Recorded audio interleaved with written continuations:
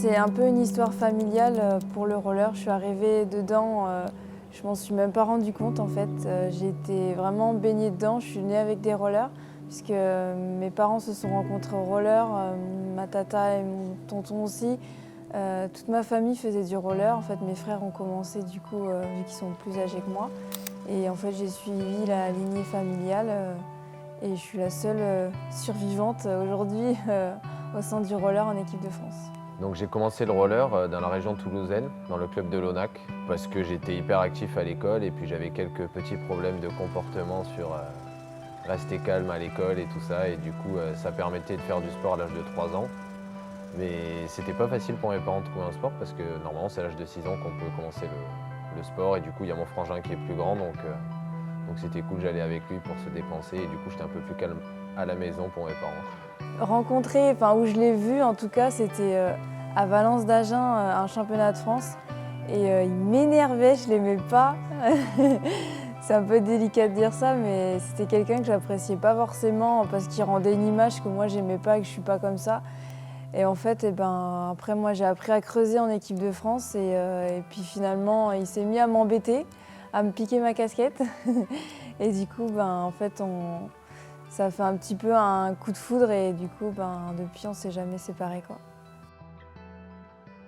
C'était en équipe de France, à Szeged, en Hongrie. C'était d'ailleurs mon tout premier championnat d'Europe et elle, c'était son deuxième. Et du coup, je voulais lui piquer sa casquette parce que je savais pas trop comment on faisait à l'âge de 14 ans ou 13 ans. Donc j'étais un peu jeune et du coup, ça a marché comme ça. Puis de fil en aiguille, elle a été piquée.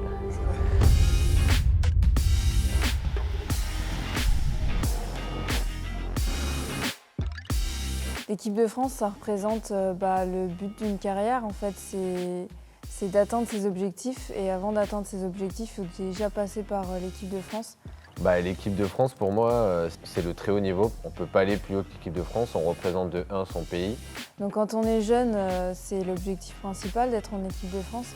C'est là où on concrétise un peu le rêve d'avoir une combi équipe de France. C'est une fierté de porter ça et de courir pour ces couleurs-là. En termes sportifs, c'est le Graal, on ne peut pas faire plus haut que ça.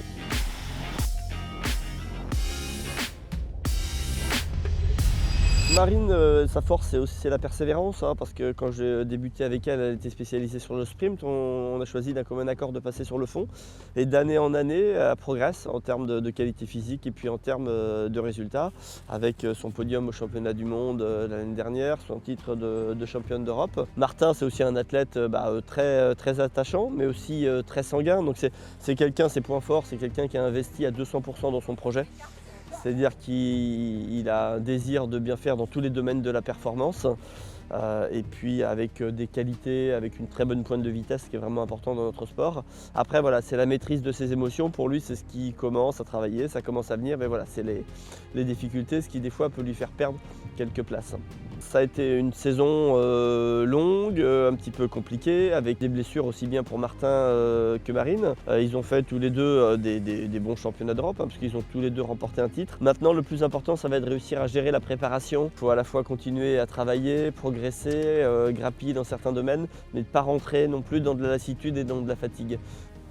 Forcément, être championne du monde, on y pense toute l'année. On se bat toute l'année pour être championne du monde. Après, on passe par différentes étapes. Des fois ça marche, des fois ça marche pas. Des fois on passe un début de saison un peu pourri pour qu'après ça nous sourisse. Ça peut être cool de performer dessus parce que à Barcelone, j'étais pas forcément au top de ma forme. Du coup, j'ai pas un très bon souvenir des derniers Roller Games. Donc j'espère que ça va pouvoir changer en Argentine. En ayant déjà 3 titres de championne d'Europe, c'est vrai qu'il me manque la médaille mondiale des championnats du monde parce que l'année dernière j'ai eu 3 médailles de bronze, j'ai déjà eu une médaille de bronze avant.